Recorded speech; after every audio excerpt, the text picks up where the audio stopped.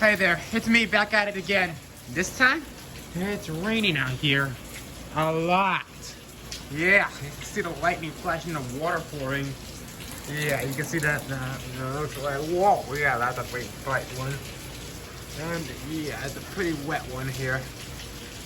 Even though it's dark out here and stormy and flashy, it looks like it's gonna be a lightning storm coming here. Oh wait, no, not lightning storm.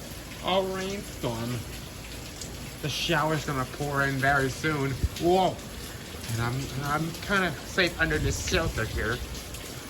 Yeah, that is pretty stormy out here. Woo! See? Yeah, that is pretty like a rainbow. Lightning flashing. See it? Ooh! Yeah. Yeah. And yeah, whoa! That's a pretty lot. What the? Okay. What the hell? Whoa. There really was a big one. Oh yeah, that is a pretty big one here.